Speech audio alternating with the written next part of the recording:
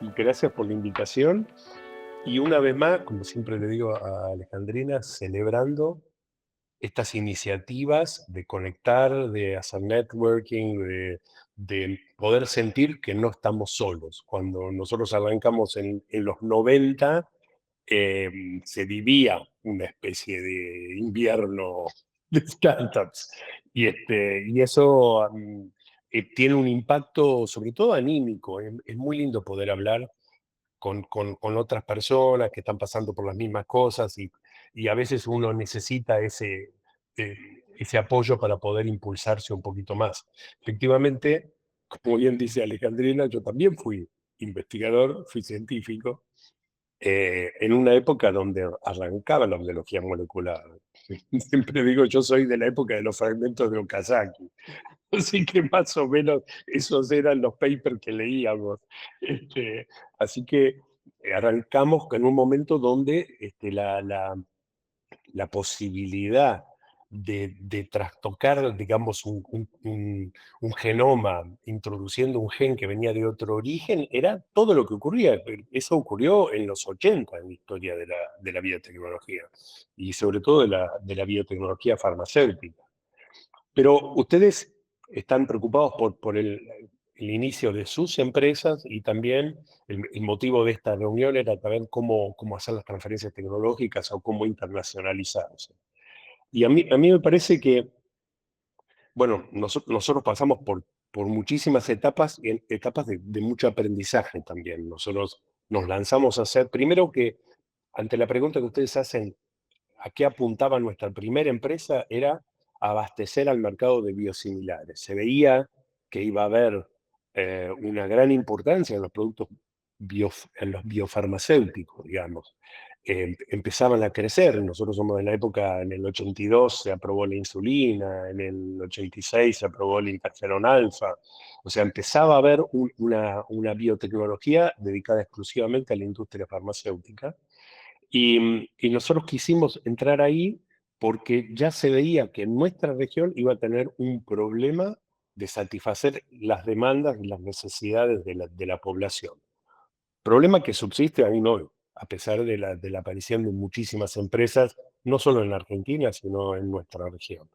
Pero, digamos, el acceso a los medicamentos estos, que son medicamentos de alto costo, sigue siendo difícil en nuestra región. Y además el acceso a divisas, muchísimos importados, etcétera. Em, También, este fue el motivo principal, pero una cosa que yo siempre digo, y solo digo para no enamorarse, nosotros estábamos enamorados de que éramos capaces de hacer ingeniería genética. Ese era nuestro know-how. Entonces, todo lo que tuviera ingeniería genética para nosotros tenía un cierto nivel de interés. Pero eso era una parte muy pequeña del total de tener un producto en el mercado, que me parece que es algo que tenemos que tener presente en cualquier, sobre todo yo les voy a hablar del mundo farmacéutico, ¿no es cierto? Que es un mundo sumamente regulado, donde hay cuestiones, como bien les decía, regulatorias, que son diferentes en los diferentes países, cuestiones de propiedad intelectual, que también se resuelven país por país. No hay tal cosa como que yo apruebo en la Argentina, voy a poder vender en todos los demás territorios. Y entonces hay que entender eso. Bueno, hay cuestiones obviamente financieras, hay cuestiones de capital de trabajo, todas cosas que un simple biólogo desconocía Sí, absolutamente. ahí te voy a interrumpir para hacerte una pregunta y para contar una parte de la historia que es bastante, digamos, es bastante causal el efecto mariposa que hizo ese evento, al menos en Argentina, fue que se ve hasta el día de hoy los efectos de haber pasado por ese punto en el cual fueron protagonistas. No sé si ustedes saben, la audiencia sabe, pero en Argentina hay una planta de producción de antígeno recombinante de Sanofi que genera el antígeno para la hepatitis B, para la vacuna sextuple que hace Sanofi para todo el mundo. O sea, lo que se fabrica en Argentina se vacuna, es la vacuna de Sanofi, que es una de las grandes, las Big Pharma, las más grandes en cuanto a vacunas, que hace una vacuna sextuple para la vacunación obligatoria de la infancia, y el antígeno recombinante de hepatitis B se hace en Argentina. Y esto fue una transferencia tecnológica de un grupo alemán que había diseñado una forma de hacer este antígeno recombinante que tenía ventajas sobre la vacuna de célula entera, que solamente en ese momento lo fabricaba Merck, y Sanofi tenía digamos, ese antígeno de Merck, y quería reemplazarlo, o necesitaba reemplazarlo con otra tecnología. Y casualmente, Esteban, Mauricio, bueno, el core de mAbxience estaban haciendo la transferencia de tecnología de ese antígeno recombinante de ese grupo alemán en Argentina. ¿Qué pasaba? En Alemania había un problema que no podían transferir en Europa esa tecnología por una cuestión de patentes, pero la ley de patentes de Argentina no impedía que hagan ese desarrollo. Entonces terminaron poniendo la planta de Sanofi en Argentina para abastecer todo el mercado mundial. Y eso los puso a ellos en un lugar donde tuvieron que tener capacidades internacionales que satisfagan digamos, las necesidades o los estándares de una empresa multinacional como Sanofi, siendo un grupito de investigadores que estaban empezando a jugar con el DNA. Contale un poquito mejor y ponerle un poco de Fue el contexto. momento que nosotros llamamos el momento wow, y fue el momento donde empezamos a hacer 4 comidas diarias, cuando Sanofi nos descubrió. Pero estábamos trabajando, efectivamente nosotros habíamos establecido una muy pequeña fábrica para hacer el antígeno de hepatitis B. Y me recuerdo una cosa muy importante, el producto de Merck fue desarrollado por la empresa Chiron, y esa empresa fue fundada por un chileno muy, muy, muy importante, que es el doctor Valenzuela. Además, que cuando nosotros armamos esta empresita en la Argentina, a pesar de que era posible o futuro competidor, él fue sumamente amable, nosotros lo invitamos a Argentina a visitarnos, a explicarle qué estábamos haciendo, fue encantador. Em, pero habiendo hecho este aparte, nosotros ya habíamos fabricado este producto en la Argentina, habíamos desarrollado una vacuna monovalente y habíamos hecho un ensayo clínico pequeño para demostrar la efectividad de la vacuna. Obviamente habíamos logrado lo técnico, pero comercialmente no nos iba demasiado bien, porque además sucedió una cosa, esa era una vacuna que se usaba en el mercado privado en ese momento, perdón que se los hago largo, pero justo en ese momento donde nosotros logramos desarrollarla, se convirtió en obligatoria para la Argentina y pasó de ser un mercado de 30.000 dosis a un mercado de 1,5 millones, 2 millones de dosis, que era imposible de abastecer para nosotros, que éramos 10 tipos y un fermentador de 15 litros, que recuerdo perfectamente. Así que no había forma de llegar a ese volumen. Y ahí es donde apareció Sanofi, que fue sorprendente para nosotros, y creo que es un mensaje bueno también. Es decir, era imposible pensar que una empresa de ese tamaño nos iba a elegir a nosotros para conseguir esa tecnología, porque había proveedores de tecnología para hacer esto en todos lados, en Rusia, en China, en la India, pero había una diferencia: nosotros teníamos el producto en el mercado. Entonces el riesgo tecnológico estaba realmente, era muy pequeño, y todas las carencias que teníamos nosotros a los ojos de Sanofi eran cosas que Sanofi podía resolver. Es decir, teníamos poca gente, ellos podían tener más. El fermentador era chiquito, ellos podían comprar uno más grande. Es decir, todo eso fue para ellos, o sea, el riesgo de entrar por el lado nuestro fue muy pequeño, y eso es lo que los convenció. Es muy interesante esto que decís, porque muchos piensan que pensar global es pensar desde el principio afuera. Y a veces tener un pájaro en mano en tu país es muchísimo más, menos riesgoso para terminar saliendo al mundo, que tratar de hacerlo desde el principio global. No quiere decir que lo pienses para tu mercado interno, pero sí tu prueba de concepto, una vez que validaste, es... Es un muy buen punto, Alejandrina, porque pensar global en un cierto sentido es más bien en los estándares de calidad, de Exacto. cómo vas a producir, en cómo llevas tu documentación, todo eso es algo que podés hacer desde el inicio, y es más, es recomendable hacerlo desde el inicio porque después es muy difícil reconstruir la historia de un clon y demás. También en este caso, y yo creo que es importante y muy importante si van a ir ahora a Ámsterdam, es que los alemanes para nosotros fueron algo importantísimo. Primero en conocer esos estándares bien, porque nosotros desde Argentina, estoy hablando de los 90, no teníamos una gran noción de cómo funcionaba eso. Y la otra es los contactos que tenían ellos. Era mucho más fácil para ellos establecer un contacto con Sanofi que para nosotros. Entonces, me parece también que si uno en algún momento quiere internacionalizarse, me parece que hay que entender una cosa Sí, importante. Ahí hay un hay sonido que... alguien, sí, Ah, está, Gaby está en línea. ¿Cómo ahí estás, está. Gabriela? Es que cuando uno quiere internacionalizar, en la industria farma, si uno mira la industria biofarmacéutica, los players son 20. Entonces es difícil que uno se imagine, y me parece muy importante que uno haga una composición del lugar de que uno no va a llegar con su empresa a ese mercado. Parece importante pensar que uno va a tener que buscar su mejor camino para que el producto que uno desarrolló o la idea que uno tuvo llegue al mercado, no tu propia empresa.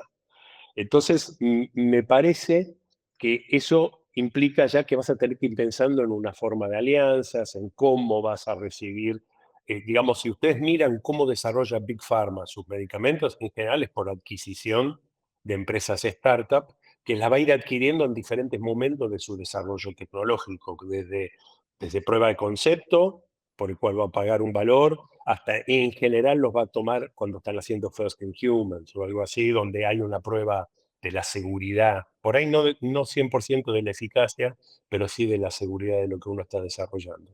Entonces, buscar a alguien, ¿no? Había un logo que a mí siempre me gustó, que creo que era de Nature Disney, que decía, Think Global, Act Local, ¿no? Claro, tal cual. Y a mí me parece que eso es muy importante, uno buscarse un aliado, una ayuda, alguien que entienda cómo funciona Europa, por ejemplo, va a ser una gran ayuda, y cuanto más temprano lo tengamos, más fácil va a ser que nosotros nos adaptemos a esos requisitos.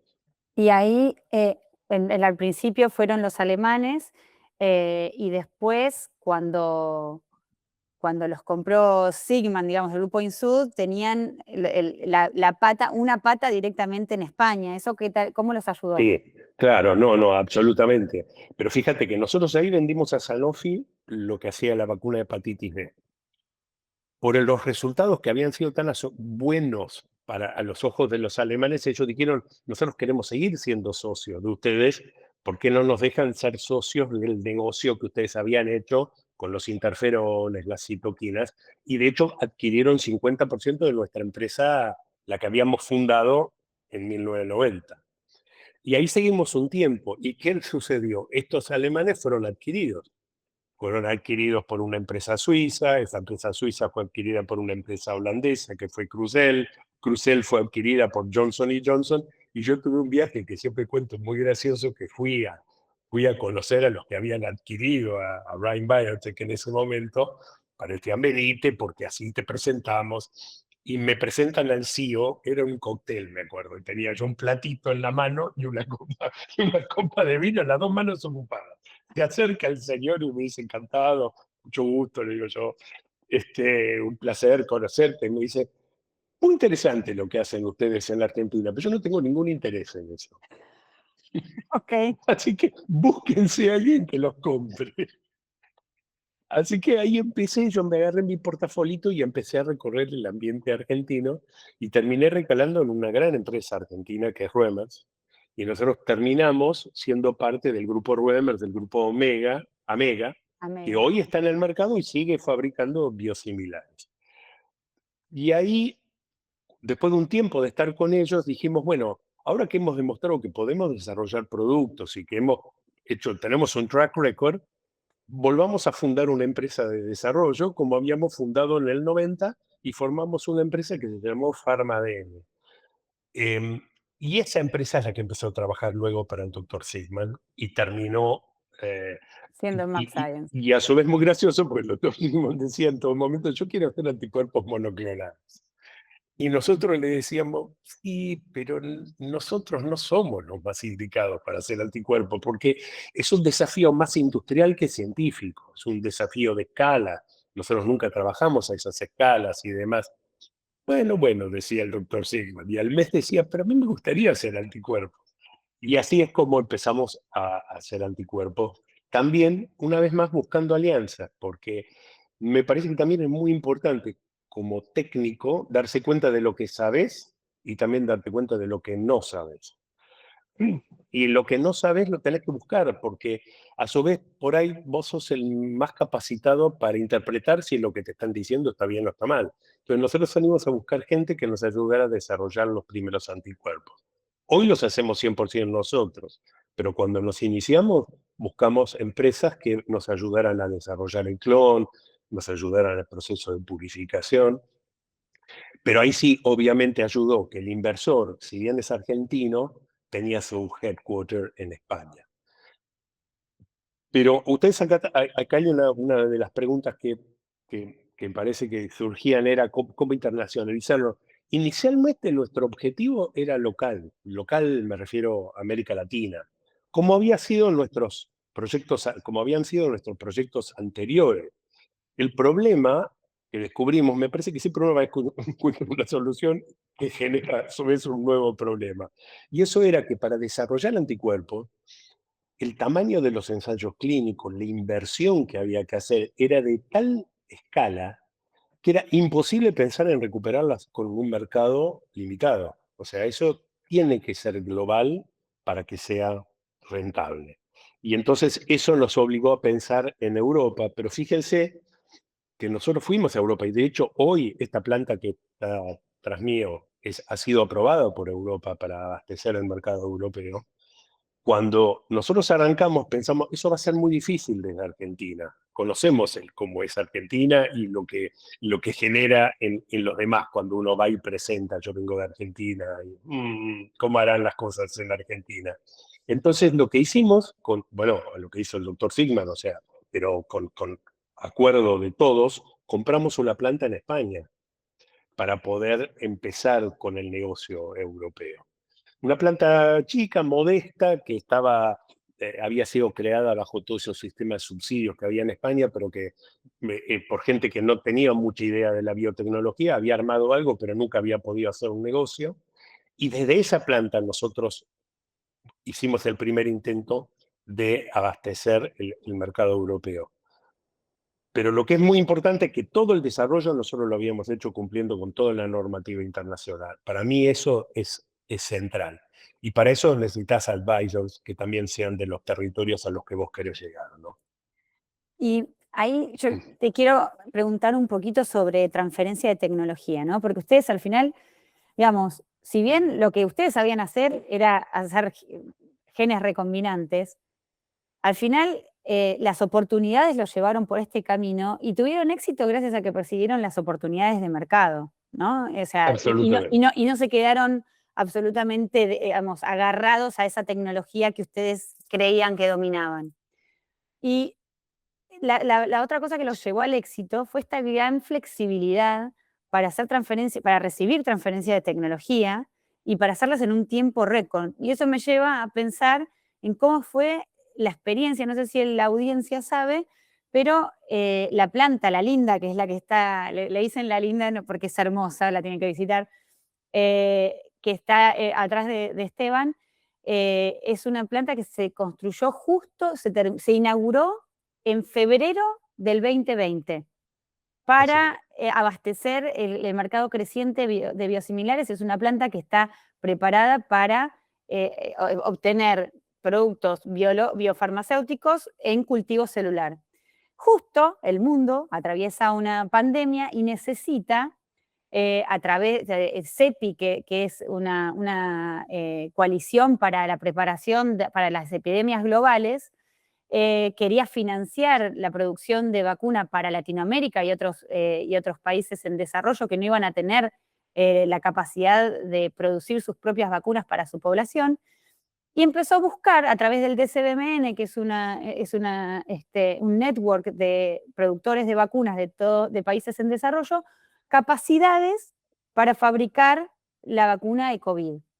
Y en ese momento estaba la vacuna de AstraZeneca, que es una vacuna que está basada en vector viral, en un vector adenoviral. Entonces es una vacuna que necesita cultivo de células Así es. e infección de un virus. Es bastante complejo porque vos tenés dos bancos maestros, uno viral, otro de células. Tenés que tener todo muy aceitado para que en el momento de la infección salga bien. Es súper complejo, es una de las cosas más complejas de producir. AstraZeneca ofrecía gratuitamente la transferencia de tecnología con tal de que el mundo esté vacunado, porque o nos vacunábamos todos o no servía eso para contener la pandemia, pero había que buscar en países en desarrollo manufacturadores, digamos, gente que pueda manufacturar. Y empezaron a preguntar, y las capacidades de mAbxience, que no estaba pensado para vacunas, pero sí para biológicos, eran ideales para recibir esa transferencia de tecnología.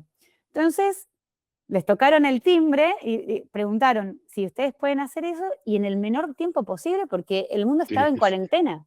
O sea, en Sí. Argentina estábamos todos encerrados. Así que me gustaría que amplíes esta historia y cómo hicieron para recibir en 3 meses la transferencia de tecnología y que salgan los lotes ya productivos en 3 meses, es una locura.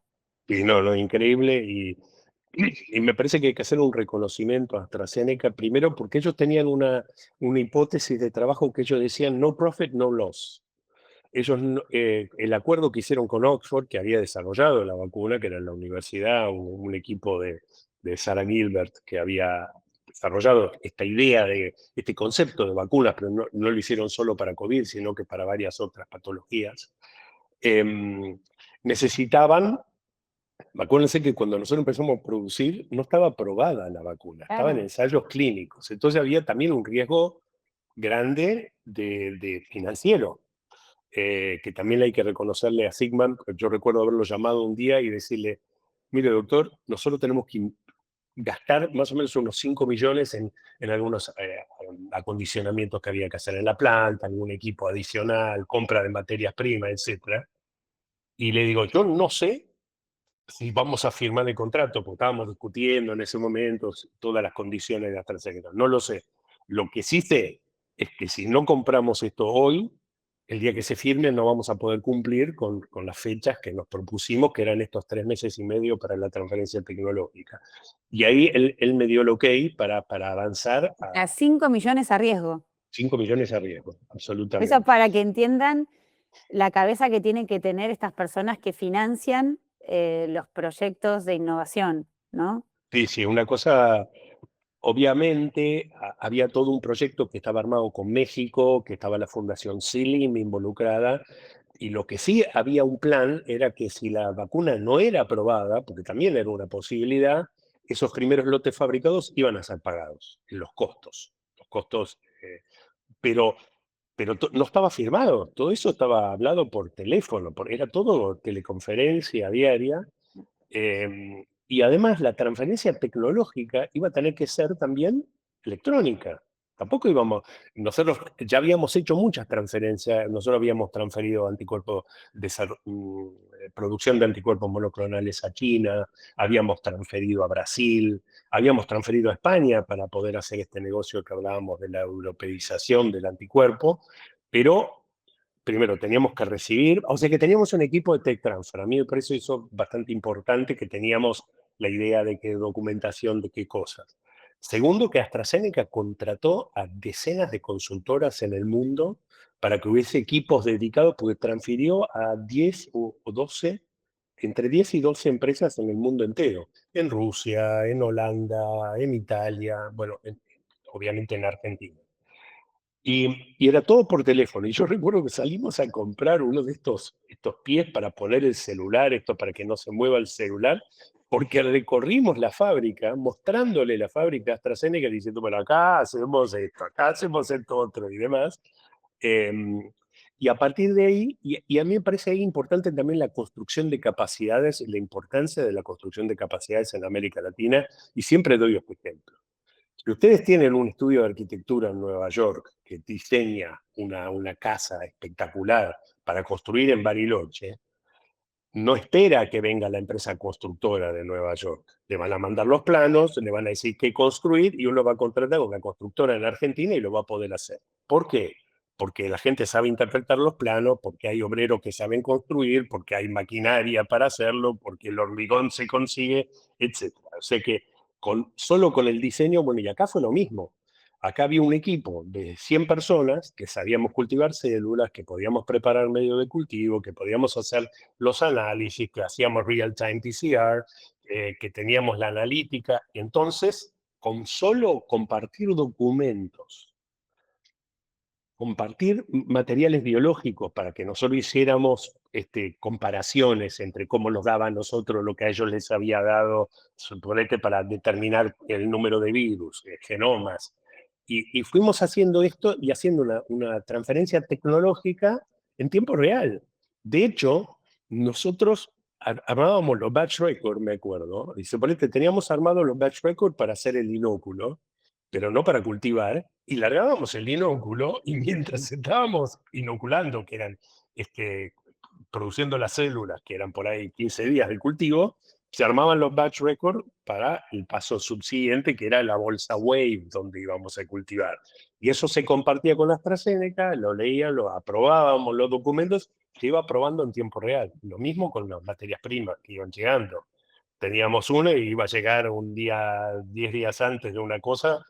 No nos detuvimos en ningún momento. Fue realmente un Y, desafío enorme.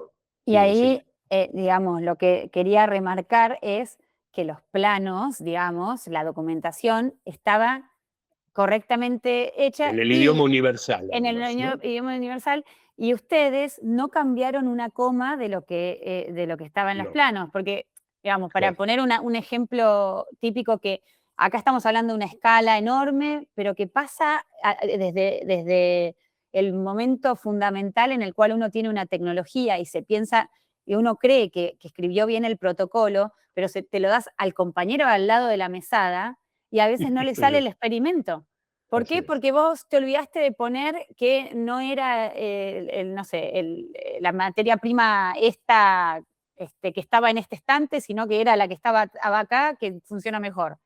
O, como me pasó a mí una vez con un proyecto, tuvimos 4 meses con diferencia en la titulación, no sabíamos si perdíamos título y demás, y resultó que al que le habían transferido la tecnología, como no tenía centrífuga para Falcon de 50, lo hacía en Falcon de 15 más Así es. veces, Ujú. y eso hacía perder toda la titulación. Entonces, lo que... Nosotros habíamos hecho, Alejandrina, una cosa que se hace, que aprendimos con los años, ¿no? Lo que se llama un gut fit. Porque efectivamente vos tenés diferentes marcas de centrífuga o pequeñas diferencias, tamaño de esto, los bioreactores, nosotros teníamos el sistema Sartorius, single use, ellos habían hecho en algunos casos el acero inoxidable o en otra escala, o sea que pero también habíamos definido cuáles eran los parámetros críticos, los critical quality attributes, y también cómo íbamos a vigilar eso, y por supuesto que también se hizo una validación. Los primeros 3 lotes fueron los típicos lotes PPQ, ¿no? Process Qualification, ¿no? Product Process Qualification. Entonces, esos se compararon y recién cuando fueron liberados por todos, por nosotros y por AstraZeneca, ese producto pudo ir al mercado.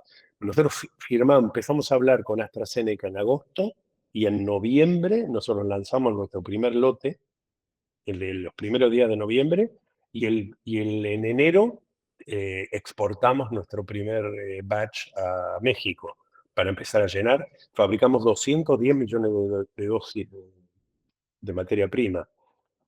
Una barbaridad. Eh, Bueno, y digamos, con esta con esta experiencia, vasta experiencia que tuviste, ¿qué consejo les darías a emprendedores que quieren ir a Hello Tomorrow y que puedan tener esa conexión con Europa como primer contacto o forma de expandir su startup? Sí, primero me parece que hay que aprovechar estos viajes para hacer networking porque me parece que van a necesitar a alguien que conozca cómo funciona ese lugar, ¿no? Para poder armar esto que hablamos, el idioma universal de los documentos, todo eso me parece que es un aprendizaje. Hay muchísimo que le van a decir los consultores, pero se aprende haciéndolo y con alguien que lo haya vivido y que alguien te diga. A mí una de las cosas, dos cosas que me sorprendieron, o si querés me sorprendieron positivamente de lo de AstraZeneca. La segundo era, lo primero era, está bien lo que estamos haciendo. Está muy bien lo que estamos haciendo. O sea, entendemos, sabemos, nuestros documentos cumplen con las normas, nuestra gente entiende perfectamente lo que necesita hacer, se desenvuelve bien en las reuniones, porque te imaginas que hasta ese momento siempre en las reuniones las va llevando uno que es por ahí el más cara dura o el que vende el proyecto y demás, pero este era un proyecto que había involucrado literalmente A todo el mundo. decenas de personas. Entonces, eso fue súper importante. Y la otra es aprender de que no es un monstruo sagrado lo que hacen estas personas, pero que uno lo tiene que poder conocer, lo tiene que poder mamar. O sea que yo cuanto antes pudiera tener un contacto, lo haría. Pero tampoco soslayaría, uno se quiere internacionalizar, pero también tenemos que establecernos en nuestros propios mercados, ¿no? Y a mí me parece que eso es muy importante, poder sentir que estamos cumpliendo con una necesidad local, porque eso permite el paradigma invertido, ¿no? Yo siempre digo, nosotros pudimos venderle esto a Sanofi porque a pesar de que éramos 20 tipos trabajando en un espacio reducido, pudieron ver que nosotros sabíamos lo que estábamos haciendo. Y esa prueba de concepto es fundamental para convencer al otro, porque eso es lo que reduce el riesgo de esta gente es capaz o no es capaz, porque el tercero va a ver si puede suplementar o complementar lo que a uno le falta. Tal cual. Pero si uno no entiende bien lo que está haciendo o no, o tenés esta teoría y yo lo he visto en la Argentina también, ¿no? Es todo, se puede hacer así nomás, de eso es lo que no ninguno. Tal cual. Y esto de tomar em, la producción local no como fin, sino como primer paso, ¿no? Exactamente, con tu primer paso. Pero eso te permite, una cosa importante para Map Science incluso, ahora como empresa le diría global, nosotros muchas veces lanzamos primero en América Latina, todavía por una cuestión de patentes, qué sé yo. Nosotros este año lanzamos pembrolizumab al mercado argentino, eh, em, y en Europa la patente vence en el 28. O sea que nosotros estamos haciendo un negocio importante acá, pero yo más que el negocio, porque digo, yo lo planteo más del lado del punto de vista técnico. Cuando nosotros entremos en Europa, nosotros vamos a tener 4 o 5 años de producción industrial a escala de este producto, vamos a haber aprendido, vamos a tener datos de estabilidad, vamos a tener un montón de información de este producto, que los que solo se plantean entrar en Europa están esperando al 28 para hacer sus primeros batches. Claro. Entonces, es importante poder consolidarse en términos industriales, si quieren, o de prueba de concepto para poder demostrar que uno puede sistemáticamente y en forma robusta hacer lo que uno dice que hace. Buenísimo. Y, digamos, ¿cómo pensás que fortalece digamos, a Latinoamérica estar conectado y tener un buen diálogo con todos los países y todos los ecosistemas? Mira, yo, ¿qué te digo? A mí me hubiese encantado empezar una startup ahora y sentir que hay un ecosistema, que hay gente bueno, primero que el estado de la ciencia es maravilloso, ¿no? Por ahí es el mejor momento de la biotecnología farma o biotecnología en salud. las terapias génicas, las CAR-T, el CRISPR-Cas, la edición génica, es un momento maravilloso. O sea que si uno tiene que estudiar, yo volvería a estudiar biotecnología, pero a su vez hay un ambiente, y me parece que hay una cosa de los company builders o de estas uniones, es que hay mucha mayor preocupación en ayudar a los innovadores o a la gente que viene de la ciencia a construir o a complementar la cuestión del negocio, porque finalmente una tecnología, la biotecnología lleva el término tecnología porque tiene que convertirse en algo, ¿no? Algo que resuelva algo. Y para mí, esa resolución de convertir algo en algo requiere de bastante más que la ciencia. Requiere de la capacidad regulatoria, de entender las cuestiones financieras, las cuestiones legales, de cómo firmo un contrato, las cuestiones de propiedad intelectual. ¿Vale la pena que yo patente o solo mantengo en secreto o estoy infringiendo alguna cosa? Todo eso son cosas que uno no tiene por qué saberlas. Entonces, eso hay que saber complementar y suplementar.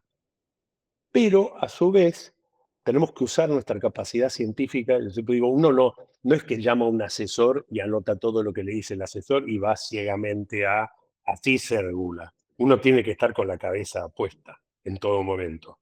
Y nuestra formación científica, para mí, es fundamental. Yo, en el año 2000, cuando empecé a tratar con los alemanes, fui a estudiar dirección de pequeña y mediana empresa.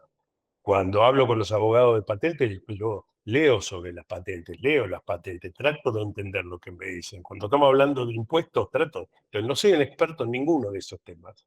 La verdad, a esta altura ni siquiera en biología molecular, le diría, pero sí trato de estar presente, digamos, presente mentalmente me refiero, tratar de entender por qué le dije que sí cuando me aconsejaron hacer una determinada cosa, ¿no? Tal cual. Y eso, bueno, obviamente, y la segunda cosa, perdón, Alejandrina, que es, para mí fue fundamental que nosotros éramos 5 los que fundamos la empresa. Porque hay muchos momentos donde uno o por lo menos a mí me pasó, se ve que soy bipolar, hay momentos donde uno se desalienta, uno se deprime, uno se preocupa, uno le parece que no va a poder salir adelante. Y cuando uno está en un grupo, es difícil que a todos los agarre el bajón en el mismo momento. Un grupo es fundamental para resolver y además todos pensamos diferente y tenemos diferentes approaches a las cosas, y tenemos contactos diferentes. Para mí los contactos son todo, Alejandrina. Por eso siempre que me invitan yo voy a todos lados, porque no, es tener Bueno, y eso poder unir las cuerdas, ¿no? Las puntas. tal cual, un poco ese es el espíritu de Crossing Over, es cruzar, es entrecruzarse, es hacer networking, es conocerse en un solo lugar, toda Latinoamérica, todos los...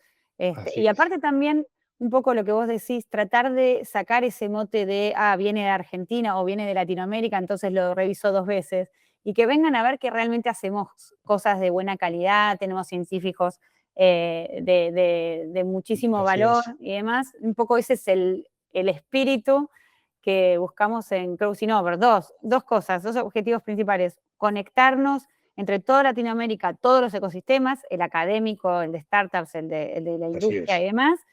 Y el otro es ser una vidriera para el mundo de las capacidades que tiene Latinoamérica.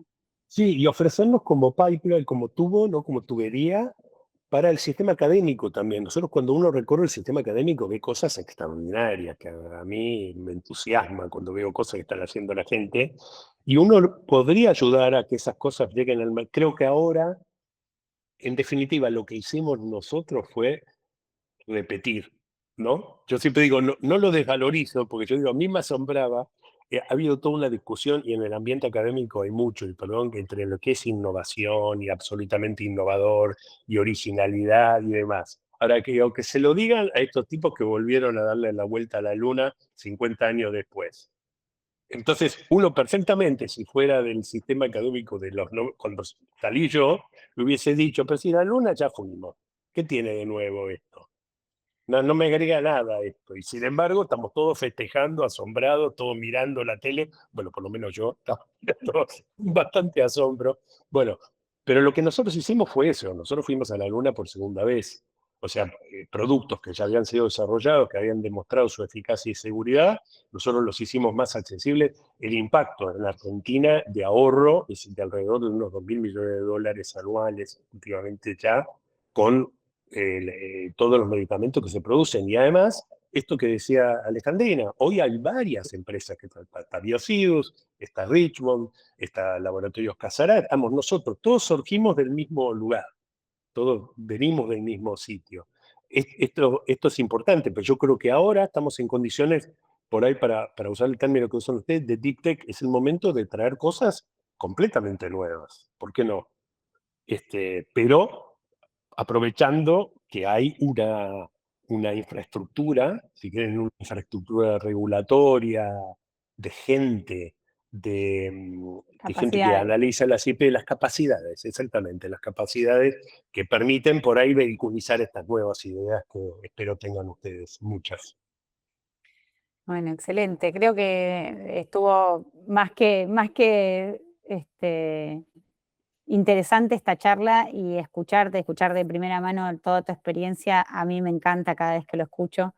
Siempre escucho algo nuevo. Así que, bueno, gracias por la oportunidad acá de moderar esta charla con Esteban.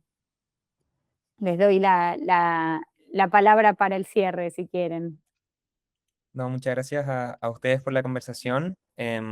Súper, súper, súper interesante. Así que sí, ahí aprovechemos, nos quedan un par de Bien. minutitos si alguien quiere, Hay algunas preguntas, ¿no? exacto, hacer algunas preguntas. Sé también que Claudia y Juan Diego tienen algunas cositas que mencionar sobre la alianza, perdón, la misión que ya están llevando, así que nada, aprovechemos y si nos pasamos un par de minutitos, bueno, ahí pueden irse los que necesiten, pero eso. Así que adelante, Claudia. Esteban, no, la verdad me salían letreros cuando estabas presentando y hubiese querido interrumpirte 20 millones de Sí, veces. perdón, porque yo cuando Tenemos, cuando tomo velocidad es difícil pararme, pero yo sí, estoy atento, ¿eh? A las tenemos que preguntas. buscar alguna manera de que esta conversación sea mucho más larga. Bueno, vamos a ver si en Argentina, pero me encantó esto que contaste de los mercados porque creo que hay una reflexión importante. Es nosotros estamos pensando en hacer una especie como de vitrina en Holanda para convocar inversionistas, pero lo lógico que a uno se le ocurre siempre es invitemos a los inversionistas a que vean lo que nosotros hacemos y la manera como tú lo estás planteando es no hagamos una invitación a inversionistas, hagamos una llamada a pedir ayuda, en el sentido de convoquemos consultores, convoquemos personas que puedan ayudarnos a llegar a este mercado, les vamos a mostrar qué tenemos y esperamos que nos puedan dar feedback al respecto. Entonces me voy con esa idea que me emociona muchísimo. Ahora, en Colombia están pasando muchas cosas. Tenemos unos baches tremendos en la fase de escalabilidad y me encantaría que les pudieras contar a los otros qué rol está jugando Map Science en Argentina en esa relación con las startups. Si tienes algo que están dando en esa línea y que ellos puedan saber cómo podrían relacionarse contigo en ese objetivo de decir, voy a llegar con la capacidad. Realmente nosotros tenemos identificadas muchas necesidades locales que podemos resolver, pero como los eslabones de infraestructura están rotos, es muy difícil que alguien pueda decir, ya tengo el producto. Sí, no, está muy bien lo que decís. Y creo que esto sigue siendo una asignatura pendiente de la región, es poder ayudar a dar este salto entre la mesada y por ahí un proceso demostrativo industrial, ¿no? Una escala intermedia, una planta piloto.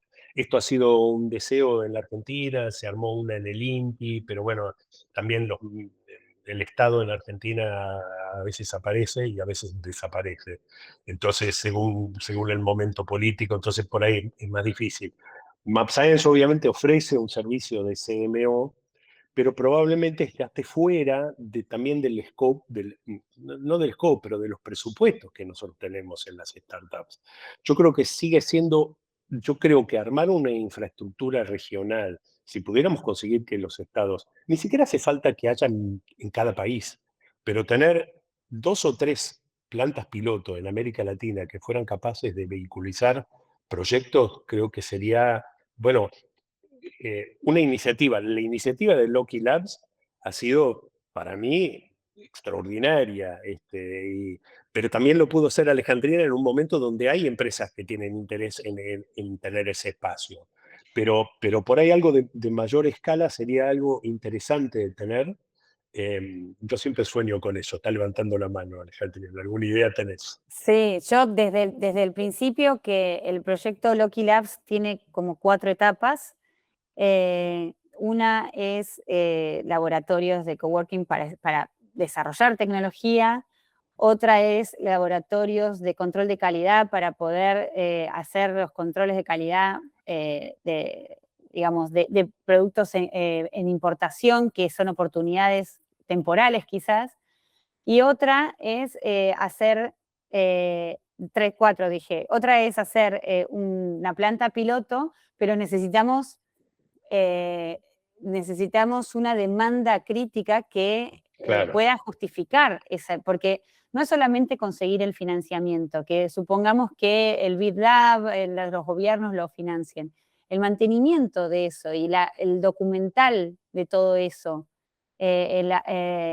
necesita una demanda que todavía Latinoamérica no tiene. Sobre todo estamos hablando de escala piloto en células eucariotas, que es donde falta, porque sí hay plantas piloto que funcionan muy bien para bacterias, para hongos, para otro tipo de industrias, pero no hay para células eucariotas, al menos en los precios que una startup puede afrontar.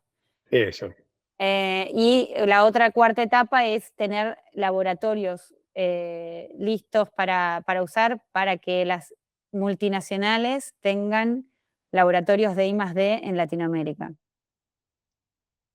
Extraordinario. Creo que la Universidad de San Andrés está armando algo, pero podría ser algo que las universidades hagan, porque además serviría para fines educativos, ¿no? Porque un problema que también que hemos tenido en la Argentina, nosotros ahora somos 550 personas y éramos 8 en el 2010. Pero un problema que hay es difícil encontrar gente que esté en condiciones de manejar un fermentador de 2000 litros, si no, no lo vieron nunca. Ay, para eso Eh, también tenemos otro proyecto, después te lo cuento. Bueno, pero digo lo mismo de columnas. Yo hacía mis columnitas de esas chiquititas de las de farmacia. Y nosotros ahora tenemos columnas de 1 metro de diámetro para purificar, ¿no? Para hacer cromatografía. Bueno, todo eso la gente la aprende en la empresa. Y una cosa que nos pasa en la Argentina, que probablemente a ustedes les pase después lo mismo, es que nosotros hemos perdido mucha gente de nuestro personal que se fueron afuera de la Argentina, que están uno fueron a Dinamarca, otro fuera porque, claro, es una experiencia que interesa tener un tipo que estuvo 5 años trabajando con un acta que eh, tiene un flujo de 5 litros por minuto. O sea, así que uno no, bueno, nosotros lo aprendimos a las duras. El escalado es un tema central. Cuando vos pensás, típico, haces la mesada, ¿no? Voy a hacer un gradiente porque quiero hacer una columna de intercambio iónico, entonces hago un gradiente del 1% por hora, qué sé yo, porque me discrimina muy bien los picos. Pero bueno, cuando lo tengo que hacer yo, necesito 16 millones de hectolitros de agua para diluir los buffer, porque entonces yo no puedo pensar en un proceso así. Yo tengo que pensar en un proceso que voy a poder resolver. Bueno, ese mindset es algo que se está construyendo mientras lo vamos haciendo, ¿no? Acá Eh, tenemos es que Claudio es chileno, entonces Claudio cumple los tiempos, todo, nosotros los sí, perdón, sí, ya sé, argentinos ya sé. podríamos quedarnos 2 horas más, pero yo sé que en cualquier momento él va a decir, ya se acabó esto. Entonces quiero interrumpirlos, es porque hay creo que 2 personas, Gabriel, muchas sí, ganas Gabriel, de sí. complementar la conversación que tienen, porque por un lado Gabriel nos estaba diciendo que estaba trabajando en una plataforma de cribado digital, que creo que está bueno que nos cuente un segundito en dónde está hablando, y está Andrea Bedoya, que es quien lidera desde la parte científica el proyecto de Bogotá Bio, que es nuestra fábrica de vacunas acá. Entonces, le voy a pedir a Gabriel y a Andrea que puedan intervenir y que lo hagan rápido, sabiendo que nos podemos quedar máximo hasta las 9:10.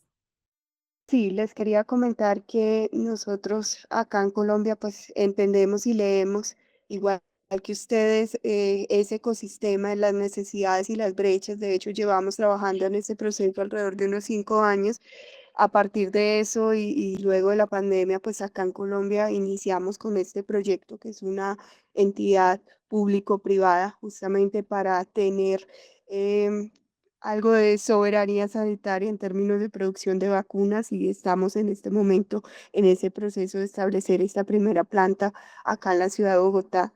Y como un hermano gemelo, digo yo, el hermano malvado, está justamente tener ese centro de desarrollo y manufactura temprano que anhelamos todos. O sea, hasta el momento te tienes que ir a Europa, te tienes que ir a Estados Mm, Unidos, te tienes que ir a Corea, China, a hacer cualquier desarrollo, o pues Brasil, digamos que nos queda mucho más fácil, pero los focos son diferentes. Estamos en el proyecto justamente en el tema de viabilidad. Cuando tú decías, Alejandrina, tu proyecto es como si nos hubiéramos leído la mente, porque retrata exactamente lo que nosotros tenemos sobre papel. Entonces, encantadísima de estar en este grupo, de poder compartir experiencias de en esta fase que estamos de establecer los proyectos, poder hacer algún tipo de intercambio de relacionamiento que nos permita potenciarlos. Yo creo que el tener capacidades en los países, al contrario de restarnos, nos va a sumar y nos va a complementar. así es. Entonces, me presento y aquí a la orden. Igualmente, pues si puedo tocar las puertas y recibir apoyo, pues es como como dices, una llamada de ayuda también. Placer. Muchas Mucho gracias. gusto. Excelente, excelente. Ya estaremos, ya te contacté en LinkedIn, así que ya conversaremos. Y conocemos a Perfecto, Bactera Alejandrina. bien y a su fundador también, y ha estado en la Argentina varias veces y hemos seguido Perfecto. su carrera científica también. Sí, Juan Pablo y Jorge son muy buenos en lo que hacen, y Así pues la es. idea es sumar capacidades y hacer que coordinemos y trabajemos juntos. Totalmente de acuerdo. Voy Yo a, los dejo, que tengo otra reunión, pero un gusto y un placer escucharlos, conocerlos. Igualmente, gracias. Muy, muchas gracias. justo antes de cerrar, voy a aprovechar de compartir la última lámina, en donde ahí vamos a dejar el descuento a las entradas que habíamos prometido. Y si alguien por mientras quiere también agarrar el micrófono antes de cerrar en 3 5 minutitos, por favor, súper bienvenido. Sí, gracias Claudio. Sí, también me presento, no sé si me ven bien, yo soy Chris Blanchard, científico también, CEO y cofundador de Luyef Biotechnologies en Chile. Nosotros trabajamos en fermentación de precisión y también en desarrollo de tecnologías habilitantes para la agricultura celular y carne cultivada. Y tenemos una idea similar a lo que han planteado varias personas acá, de fortalecer el ecosistema regional, sobre todo con infraestructura para producir bioinsumos. Entonces, bueno, a varias de las personas que están acá ya les mandé la invitación por LinkedIn, así que nada, nosotros nos llamamos LUYEF, Luyef, y estamos en Santiago de Chile. Si hay alguien por acá, bueno, sé que Claudio es chileno por el acento, están cordialmente invitados a conocernos también en la página web luyef.com, y eso. Muy Y bien. antes de que cierres, yo quería hacer una intervención, no me quiero ir sin poder hablar. Entonces, primero, muchas gracias por compartir, Esteban, Alejandrina, es una historia muy bonita la que nos has contado. Mi pregunta va más hacia modelos de negocio. Yo vengo de la parte de investigación en inteligencia artificial y en machine learning, y llevo ya casi, pues, 15 años dedicado a esto. Y también he apoyado procesos de aprovechamiento de la biodiversidad. Acá hay una línea de trabajo en productos forestales no maderables dentro de mi país. Por eso, desde hace un tiempo estoy creando una plataforma de cribado virtual. Mi formación es en ingeniería electrónica. Si llego a decir algo, un término biológico mal dicho, por favor, perdonen mi ignorancia. Quería saber, la estoy enfocando en un alcance muy puntual en biodiversidad colombiana en ciertos territorios donde he participado con comunidades. Quería saber cómo, desde la experiencia de negocios que ustedes tienen, dónde podrían ser nichos más grandes que pudiera atacar o relaciones que debería hacer. Muchas gracias. Bueno, me voy a animar a responderte yo. El tema de la biodiversidad es como un gran futuro porque tiene un problema hoy en el modelo de negocio en el que es una gran necesidad de la humanidad, pero no hay nadie todavía que pague por ello. Entonces, todas las soluciones para conservación hoy tienen como un cuello de botella en el cual son financiadas en general y subsidiadas por ONGs, pero cuando salen a hacer un levantamiento, una ronda de negocios, suelen quedar ahí. Entonces, es un tema de encontrar quién pagaría por eso. ¿Quién pagaría, quién lucraría teniendo esa tecnología? Porque únicamente si conseguís un modelo en el cual alguien se vería beneficiado económicamente con esa biodiversidad, pero concreto, no, económicamente sabemos que todos, porque si no todos perdemos. Pero ¿quién sería esa persona? ¿Qué industria, qué compañía podría haber, o qué rubro podría haberse beneficiado con esa tecnología? Porque hay muchísimos proyectos que son realmente necesarios, lo que la humanidad necesita, pero no son todavía un modelo de negocio viable para un sector industrial. Entonces, es una gran pregunta. Y creo que justo eso nos da el pase ya para que el próximo webinar del 30 de abril vamos a estar hablando específicamente sobre financiamiento para Deep Techs, sea biodiversidad, y todo el resto de las verticales, así que esa es una súper buena instancia para continuar ahí la discusión. Y también invitarles al webinar 5 de networking. Creo que aquí muchas interesadas en justamente poder como conocer, explorar y conectar con distintos actores, así que ese en particular creemos que va a estar como súper entretenido. Así que con eso quiero dar ya el cierre, agradecerles tanto a Alejandrina como a Esteban por el tiempo y toda la expertise que compartieron muy generosamente hoy. También a los partners, la Alianza de Colombia, Hello Tomorrow, Lossy Labs, Map Science, Crossing Over Latam. Vamos a estar compartiendo la grabación del día de hoy y distintos materiales a los asistentes, así que ahí atentos al correo. Y eso, de mi lado, muchas gracias nuevamente. No sé si alguien quiere cerrar con algunas palabras, pero muchas gracias por sumarse el día de hoy y ya nos seguiremos viendo. Muchas gracias por la Un invitación. placer. Yo los espero a todos en octubre en Buenos Aires, en Crossing Over, que esperemos sea el lugar donde todos nos vamos a encontrar todos los años, el evento donde vamos a compartir nuestros resultados, donde vamos a hacer negocios, donde vamos a buscar vincularnos, donde vamos a buscar oportunidades y networking, advisors, capital y todo lo que se necesita para que un proyecto en biotecnología tenga éxito. Así Y que algún cóctel, seguramente. seguramente. Exactamente. Así que bueno, los esperamos a todos en octubre en Buenos Aires. Un placer, muchas gracias por la invitación. Muchas gracias a todos y Gracias. todas. Chao, chao. Chao.